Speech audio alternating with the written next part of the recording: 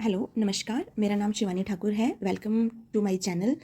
Last video में हमने hybridisation को समझा था। हमने 3 स्टेप हाइब्रिडाइजेशन में समझे थे, कैसे हम किसी भी मॉलिक्यूल की हाइब्रिडाइजेशन निकालते हैं। आज मैं इसकी कुछ प्रैक्टिस प्रॉब्लम लेके आई हूँ, जिसमें हमारा पहला एग्जाम्पल रहेगा XeF2। XeF2 में हम कैसे हाइब्रिडाइजेशन निकालेंगे, ये जो जितने भी मैं 15 या 16 एग्जाम्पल करवाने जा रही हूँ, सब के सब एग्जाम में पूछे गए हैं। XeF2 कैसे हम इसकी हाइब्रिडाइजेशन निकालेंगे। देखो, दिस इज द जिनॉन, और हमें पता है ये नोबल गैस से है ये जिनॉन।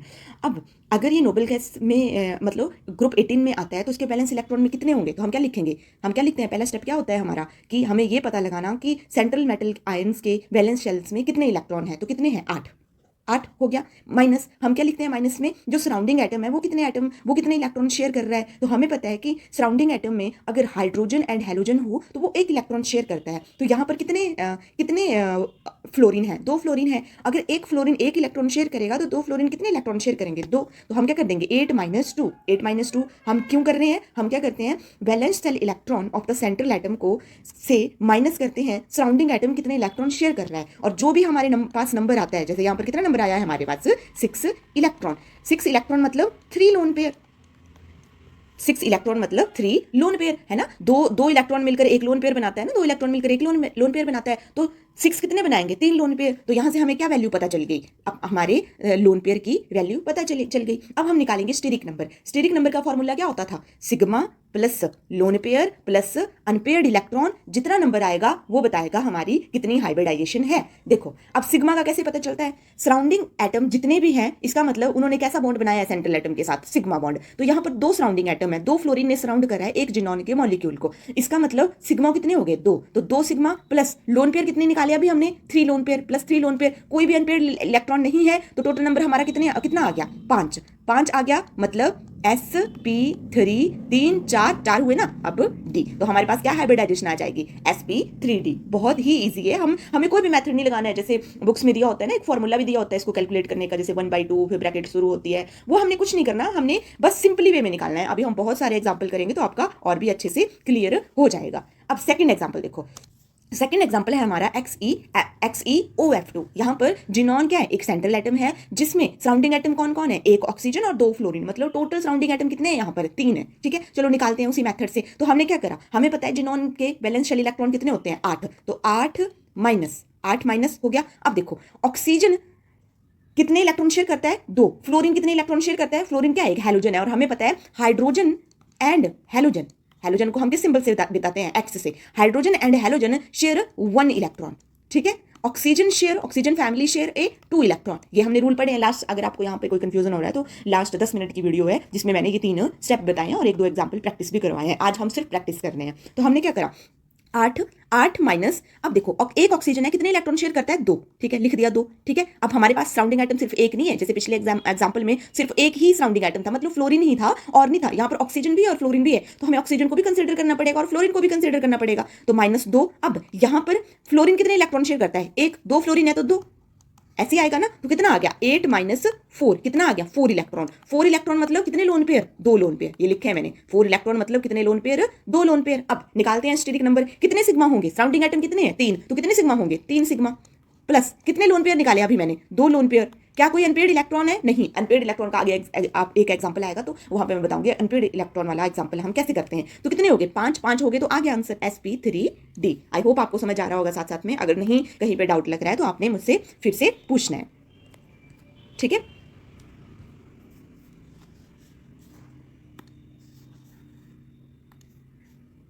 नेक्स्ट एग्जाम्पल हमारा क्या रहेगा, BrO3 नेगेटिव।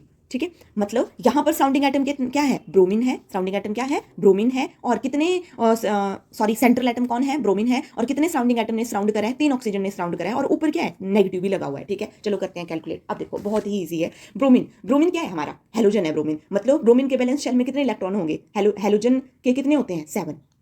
ठीक है, 7 होते हैं। अब देखो माइनस भी लगा हुआ है ना, मतलब इसने 1 इलेक्ट्रॉन गेन कर रहा है। वैसे तो ब्रोमीन के बैलेंस शेल इलेक्ट्रॉन में कितने इलेक्ट्रॉन होते हैं, 7 होते हैं। बट हमारे पास क्या है, नेगेटिव साइन लगा हुआ है ऊपर, इसका मतलब इसने 1 इलेक्ट्रॉन को गेन किया हुआ है। तो कितना हो जाएगा, 8 हो जाएगा। बैलेंस शेल इलेक्ट्रॉन कितने हो जाएंगे इसके पास, 8 हो जाएंगे। अब माइनस, ठीक है, माइनस क्या करते हैं हम, ये क्या है, ये हम क्या निकाल रहे हैं, लोन पेयर निकालते हैं हम ऐसे। अब देखो ऑक्सीजन, 1 ऑक्सीजन कितने इलेक्ट्रॉन शेयर करता है, 2। 3 ऑक्सीजन है तो कितनी करेंगे, 6। तो कितना आ गया, यहाँ पर कितना आ गया, 8 - 6 बराबर है 2 इलेक्ट्रॉन। 2 इलेक्ट्रॉन मतलब कितने लोन पेयर, 1 लोन पेयर। ठीक है, चलो अब स्टेरिक नंबर निकालते हैं। स्टेरिक नंबर कैसे निकालते हैं हम, सिग्मा कितने हैं बताओ, कितने सराउंडिंग एटम है, 3 सराउंडिंग एटम है तो 3 सिग्मा, प्लस कितने लोन पेयर है, अभी निकाला 1 लोन पेयर। क्या कोई अनपेड इलेक्ट्रॉन है, नहीं, 4 आ गया स्टेरिक नंबर। अगर स्टेरिक नंबर 4 होता है तो कौन सी हाइब्रिडाइजेशन होती है, sp3। ठीक है, समझ आ रहा है ना। अब देखो, चलो अब नेक्स्ट एग्जांपल में चलते हैं। नेक्स्ट एग्जांपल है हमारा XeF3 पॉजिटिव। ये सारे के सारे क्वेश्चन मैंने वही लिए हुए हैं जो रिपीटेड है, नीट में भी पूछे गए हैं, एचपी टैट में भी पूछे गए हैं, टीजीटी में भी पूछे गए हैं, और कमीशन के एग्जाम में, पीजीटी वगैरह के एग्जाम में भी पूछे गए हैं। सारे के सारे इंपॉर्टेंट है, सारे के प्रैक्टिस प्रॉब्लम। अब देखते हैं XeF3 positive. XeF3 positive, this is the xenon. Xenon कहाँ से आता है, लास्ट टू लास्ट एग्जांपल में हमने करा कि जिनॉन कहाँ का है, नोबल गैस का है, ग्रुप 18 का है। मतलब जिनॉन के वैलेंस सेल में कितने इलेक्ट्रॉन होते हैं, 8 होते हैं। ठीक है, अब देखो 8 तो होते हैं बट ऊपर क्या लगा हुआ है, पॉजिटिव, मतलब एक इलेक्ट्रॉन की क्या डेफिशिएंसी है, तो 8 नहीं रहेंगे, अब कितने रहेंगे, 7। ठीक है, 7 हो गया। ठीक है, माइनस क्या करेंगे हम, माइनस में क्या करते हैं, सराउंडिंग एटम के इलेक्ट्रॉन। कितने फ्लोरीन ने सराउंड करा है, 3 फ्लोरीन ने, और हमें पता है फ्लोरीन कितने इलेक्ट्रॉन शेयर करता है, 1 इलेक्ट्रॉन शेयर करता है, तो 3 फ्लोरीन 7 - 3 कितना हो गया, 4 इलेक्ट्रॉन। 4 इलेक्ट्रॉन मतलब कितने लोन पेयर, 2 लोन पेयर। तो कैसे निकालेंगे अब स्टेरिक नंबर, कैसे निकालेंगे, 3 सिग्मा प्लस 3 सिग्मा क्यों लिखा, क्योंकि 3 सराउंडिंग एटम है, प्लस कितने लोन पेयर, 2 लोन पेयर, कितना आ गया 5, और अगर 5 आ रहा है तो क्या होगा, sp3d। आई होप आपको समझ आ रहा होगा। ठीक है, अब नेक्स्ट एग्जांपल में चलते हैं। नेक्स्ट एग्जांपल है कार्बन डाइऑक्साइड। ठीक है, कार्बन डाइऑक्साइड में देखो, अब देखो सेंट्रल एटम कौन है हमारा, कार्बन, सराउंडिंग एटम कौन है हमारा, 2 ऑक्सीजन। सेंट्रल एटम कार्बन और सराउंडिंग एटम 2 ऑक्सीजन। कार्बन के वैलेंस शेल इलेक्ट्रॉन में कितने इलेक्ट्रॉन होते हैं, 4। कैसे, कार्बन का एटॉमिक नंबर क्या होता है, 6, तो हम कैसे निकालते हैं, 2 4 2,4। ठीक है, तो वैलेंस शेल इलेक्ट्रॉन कितने हो गए, 4 हो गए। ठीक है, अब ये मैं कैसे कर पा रही हूँ, आपको ये चीजें पता है ना कि हम कैसे करते हैं, एक सेकेंड, 2,8,8,18,18,32 ये हम एक रूल लगाते हैं ना, है ना। हम 11th में स्टार्टिंग में ये चीजें सीखते हैं कि हम इलेक्ट्रॉनिक कॉन्फ़िगरेशन सेट करने के लिए कैसे करते हैं, 2 8 8 18 18 32। ठीक है, उस हिसाब से मैं ये कर रही हूँ। डन। अब देखो कार्बन CO2, कार्बन का वैलेंस शेल इलेक्ट्रॉन में कितने इलेक्ट्रॉन है, 4, माइनस 2 ऑक्सीजन है, एक ऑक्सीजन कितने इलेक्ट्रॉन शेयर करती है, 2, तो 2 कितनी करेंगे, 4 4 कितना हो गया, 0 लोन पेयर, मतलब इसमें कोई भी लोन पेयर नहीं है। अब हम क्या निकालेंगे, इसका स्टेरिक नंबर। अच्छा बताओ मुझे कितने सिग्मा है, कितने सिग्मा होंगे, कितने सराउंडिंग एटम है, 2, तो कितने सिग्मा होंगे, 2, तो क्या लिखा मैंने, 2 सिग्मा, प्लस क्या कोई लोन पेयर है, नहीं, 0 लोन पेयर। क्या कोई अनपेयर्ड इलेक्ट्रॉन है, नहीं, तो कितना हो गया, 2 नंबर आ गया हमारा, स्टेरिक नंबर क्या आ गया, 2। और जब 2 स्टेरिक नंबर होता है तो क्या हाइब्रिडाइजेशन होती है, sp। तो आपसे डायरेक्ट, आपको कुछ भी नहीं करना है, आपने बस ये कैलकुलेट करनी है और डायरेक्ट बोल देना है sp। अगर मान लो आपसे ज्योमेट्री भी पूछता है साथ में कि बताओ CO2 का मॉलिक्यूल है और इसकी ज्योमेट्री बताओ, ठीक है, तो मैंने क्या बोला था, अगर sp तो लीनियर, sp2 तो आगे आगे बताए थे ना इसमें, trigonal, planar, tetrahedral, trigonal, bipyramidal, तो sp है मतलब linear. This is about geometry. अगर आपसे शेप पूछता है, देखो ज्योमेट्री और शेप में फर्क है, और क्वेश्चन कैसे पूछता है, एक तो डायरेक्ट पूछता है इस मॉलिक्यूल की हाइब्रिडाइजेशन बताओ, ठीक है, एक क्वेश्चन तो डायरेक्ट कैसे बन जाता है, दूसरा क्वेश्चन बनता है ज्योमेट्री बताओ, ज्योमेट्री बताओ। ये टेबल मैं लास्ट स्लाइड में कर चुकी हूं, मैंने करवा दिया है, बट फिर से मैं इसी स्लाइड में ये करवाऊंगी, ज्योमेट्री और शेप वाला। तीसरा क्वेश्चन बनता है शेप बताओ, शेप और ज्योमेट्री में फर्क है, sp में कैसी शेप होगी वो मैं बताऊंगी, अभी आपको टेबल बताऊंगी। और चौथा क्वेश्चन कैसे बन जाता है कि बताओ इस मॉलिक्यूल में कितने लोन पेयर हैं, तो अब हम लोन पेयर तो हम इजीली निकाल लेते हैं कि कैसे लोन पेयर है, तो इस हिसाब से यहां से क्वेश्चन बनते हैं। ठीक है, अब हम नेक्स्ट एग्जांपल पे चलते हैं, किस पे, I3 नेगेटिव। देखो थोड़ा कॉम्प्लिकेट करके देगा आपको एग्जामिनर, I3 नेगेटिव देगा। यहां पर आप सोचोगे कि यहां तो सराउंडिंग एटम ही नहीं है कोई, I3 नेगेटिव डायरेक्ट दिया है इसने, यहां तो कोई सराउंडिंग एटम ही नहीं है, तो हम इसको कैसे कैलकुलेट करेंगे। तो देखो आपने क्या करना है, इसको कैलकुलेट करने के लिए आपने क्या करना है, 3 आयोडीन है ना, एक आयोडीन को बना लेना है सेंट्रल एटम, बना लिया। अब कितने आयोडीन बचे, 2 आयोडीन बचे, तो आपने क्या करना है, I2 कर दिया और ऊपर क्या लगा दिया, जैसा कोई भी इन्होंने दिया हुआ है सिंबल, नेगेटिव बन गया ना वो हमारा मॉलिक्यूल। एक हमारे पास क्या आ गया, सेंट्रल एटम, और 2 क्या आ गए हमारे पास, सराउंडिंग एटम। तो ऐसे वाले एग्जाम्पल आपने ऐसे सॉल्व करने हैं, बस ये आपने कर लिया, अब आंसर निकल गया। अब देखो आयोडीन है, आयोडीन क्या है, एक हेलोजन है, मतलब इसके बैलेंस इलेक्ट्रॉन में कितने इलेक्ट्रॉन होंगे, 7। बैलेंस शेल में कितने इलेक्ट्रॉन होंगे, 7। पर आप ये देखो ऊपर नेगेटिव लगा है, मतलब इसने एक गेन किया है, तो कितने हो जाएंगे, 8 हो गए माइनस। ठीक है, अब आयोडीन है, हेलोजन कितने इलेक्ट्रॉन शेयर करता है, हाइड्रोजन और हेलोजन एक इलेक्ट्रॉन शेयर करते हैं। यहां पर कितने आयोडीन है, 2 आयोडीन है, 2 आयोडीन है ना, 3 नहीं बोलना आपने, एक तो इनमें से सेंट्रल एटम है, तो 2 आयोडीन है, मतलब 2 आयोडीन है, तो कितने इलेक्ट्रॉन शेयर करेंगे, 2, कितना आ गया, 6 इलेक्ट्रॉन। 6 इलेक्ट्रॉन मतलब कितने लोन पेयर, 3 लोन पेयर। ठीक है, और अगर 3 लोन पेयर तो स्टेरिक नंबर निकालते हैं, कैसे निकालते हैं स्टेरिक नंबर, सिग्मा। सबसे पहले हम क्या लिखेंगे, सिग्मा, कितने सिग्मा है, 2। आयोडीन ने, एक आयोडीन को कितने आयोडीन ने सराउंड करा है, 2 आयोडीन ने, तो कितने सिग्मा हो गए, 2 सिग्मा।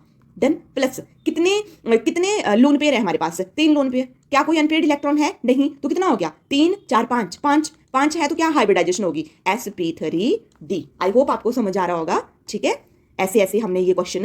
अब नेक्स्ट एग्जांपल पे चलते हैं। नेक्स्ट एग्जांपल क्या है हमारा, XeF3 पॉजिटिव। ठीक है, देखो ऐसे ऐसे क्वेश्चन आते हैं और मैंने सारे के सारे क्वेश्चन PYQ उठाए हुए हैं। ये कोई भी एग्जांपल ऐसे नहीं है कि मैंने कहीं से भी उठा लिया है, सबके सब PYQ हैं ये। ठीक है, अब देखो XeF3 पॉजिटिव। ठीक है, आई होप हमने ये कर लिया है। ये एग्जांपल हमने पिछली स्लाइड वाले एग्जांपल मैंने 2 बार वहां पे लिख दिए थे, ये हमने कर लिया है। अब हमारा लास्ट एग्जांपल है NO2 वाला। ठीक है, ये आया वो अनपेड इलेक्ट्रॉन वाला एग्जांपल, इसको हम करेंगे अब अच्छे से, क्योंकि अभी हमारे पास कोई भी अनपेड इलेक्ट्रॉन वाला एग्जांपल नहीं आया हुआ है। देखो NO2